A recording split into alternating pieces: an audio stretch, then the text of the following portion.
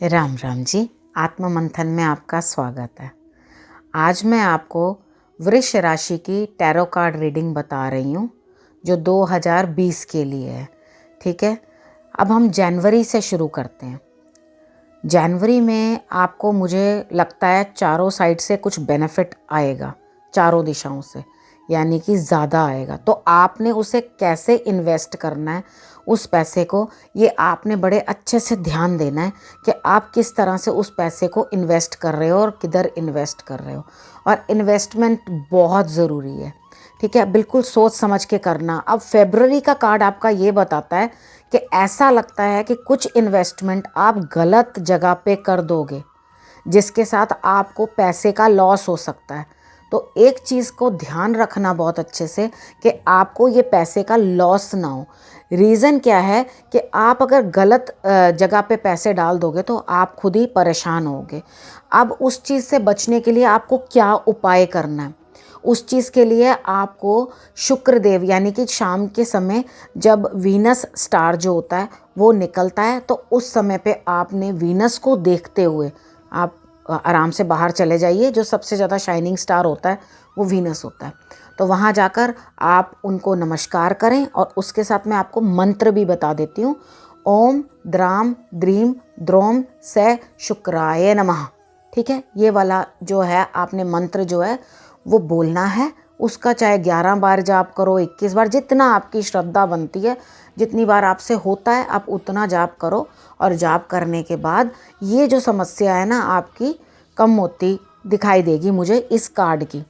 उसके बाद मार्च के अंदर जो कार्ड आ रहा है वो कुछ खतरा दिखा रहा है। ठीक है, खतरा वो पैसे के रिलेटेड या कुछ भी आपको कुछ समस्या दिखाता है। तो आप एक काम करना कि उस मंथ के अंदर जो ट्यूसडेज आएंगे उस ट्यूसडे पे आप मंगलवार को, मतलब ट्यूसडे मीन्स मंगलवार, ठीक है, मंगलवार को आप मंदिर चले जाना और वहाँ पे जाकर झंडा लगा के आ जाना। हनुमान का झंडा जो होता है, महावीरी झंडा जिसको बोलते हैं, उस पर गोटा लगा होता है साइड में और हनुमान जी की बीच में पिक्चर होती है। ठीक है, वो वाला आप झंडा लगा कर आ जाना। मार्च के महीने के लिए ये उपाय है। उसके बाद अप्रैल में कुछ अच्छी नई बिगिनिंग फैमिली के साथ गेट टुगेदर टाइम पास करते हुए, और उसके बाद आपने सूर्य आराधना जरूर करनी है अप्रैल में, ताकि आपको जो है बच्चों के साथ और बाकी सबके साथ अच्छा लगेगा और आपको खुशी महसूस होगी। हेल्थ भी आपकी ठीक रहेगी। आप एक काम कर सकते हैं, मैंने एक आपको बताया, सूर्य को आपने जल चढ़ाना है। दूसरा, आप सनफ्लावर्स जो हैं उसका स्क्रीन सेवर अपने मोबाइल के ऊपर लगा लेना। ठीक है, वो आपका ये वाला उपाय इस अप्रैल मंथ का हो गया। उसके बाद हम आ जाते हैं मई में आपका कोई काम होगा, काम बनेगा, लेकिन वो बनेगा कैसे? आपका जो भी कुछ काम है उसके अंदर आपके पैसे की खपत ज़्यादा होगी, यानी कि आपको किसी ना किसी को कुछ देना पड़ेगा। अगर आप कहीं पे कोई काम भी करना चाहते हो या कुछ काम करना चाहते हो तो एक शेयर करना पड़ेगा आपको, यानी कि कुछ दोगे तभी कुछ काम बनेगा। तो वो पैसा आपको किसी ना किसी को देना पड़ेगा। ये आपका मई का कार्ड दिखाई देता है और मेरा ख्याल से ये जस्टिस भी होगा। अगर आप उसको दोगे तो जस्टिफाइड है, इसमें कोई दिक्कत नहीं है। अब आते हैं जून में थोड़ा सा अकेलापन फील होगा और जितने काम होंगे वो अकेले अकेले करने पड़ेंगे। अब अकेले काम करने का मतलब ये नहीं है कि आपको किसी की हेल्प ही नहीं मिलेगी, लेकिन ये होगा कई बारी सामने वाला हेल्प करना चाहेगा लेकिन आपको लगेगा ये काम तो आप ही कर सकते हो, कोई और कर ही नहीं सकता, आपका उस स्थिति में कोई और हेल्प ही नहीं कर सकता। तो मेन क्या होगा कि आपको किसी ना किसी की हेल्प मिलनी ही नहीं है। ठीक है, तो खुद ही करना है। अपने माइंड को ये मेकअप करके रखना कि मैंने जो भी काम है मैंने सारा खुद करना है। और काम थोड़ा डिफ़िकल्ट भी होगा, यानी कि हार्ड वर्क भी होगा, तो दिक्कत नहीं है कोई भी। हार्ड वर्क पता है पहले से करना है तो करो, उसमें कोई परेशानी नहीं है। अब हम आ जाते हैं जुलाई पे आपको आके कुछ इमोशंस आपके बड़े डाउन हो जाएंगे। आपको इस तरह से फील होगा जैसे मुझे कुछ अच्छा नहीं लग रहा, या आप किसी ना किसी बात से दुख मनाते रहोगे। लेकिन एक कार्ड की रीडिंग के अकॉर्डिंग बता देती हूँ कि अगर कोई भी इशू है जो आपको इस टाइम पे डिस्टर्ब कर रहा है मेंटली, उस इशू में कुछ भी नहीं रखा। अगर कोई अफेयर है या कोई काम है या कुछ भी चीज़ है, या आपका किसी के साथ कोई पार्टनरशिप है या रिलेशनशिप है, उधर से मुंह मोड़ लेना ही बेटर है आपके लिए, क्योंकि वहाँ पर आपके लिए कुछ बचा नहीं है अब।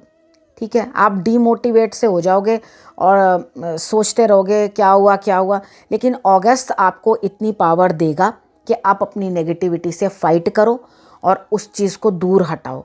मतलब आप अपने अगेंस्ट खड़े होने वाले लोगों को, चाहे वो नेगेटिविटी है, चाहे आपके मन के अंदर कोई और गलत विचार हैं उनको, या जो लोग आपको परेशान कर रहे हैं या जिस तरह से भी आपको तकलीफ़ दे रहे हैं, उनको आप खदेड़ दोगे, अपने से दूर भगा दोगे, ठीक है।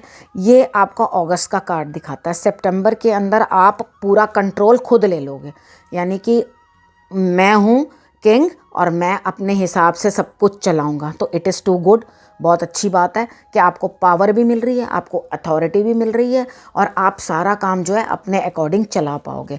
अब इस टाइम का आप सितंबर मंथ का अच्छे से पूरा यूटिलाइज़ करना।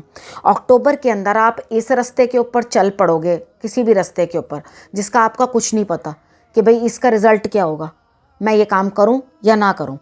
अब आपने क्या करना है, इसके लिए उपाय आपने क्या करना है कि ये आपका जो है, एक तो शंकर भगवान पर सफ़ेद फूल चढ़ाना मंडे वाले दिन, और दूसरा आप डॉग्स को बिस्किट खिलाना हर रोज़, ठीक है। बिस्किट खिला दो, ब्रेड खिला दो, वॉटेवर, मतलब आपने डॉग्स को कुछ ना कुछ खाने के लिए देना है। तो आप ये उपाय कर दोगे तो आप जिस रास्ते पे चल रहे हो उस रास्ते का रिज़ल्ट आपको अच्छा आएगा, क्योंकि कार्ड भी यही बता रहा है। तो उसके लिए जो पाथ की डिफ़िकल्टीज़ हैं वो कम हो जाएं, उसके लिए ये उपाय मैंने आपको बताए हैं, तो वो आप ज़रूर कर लेना।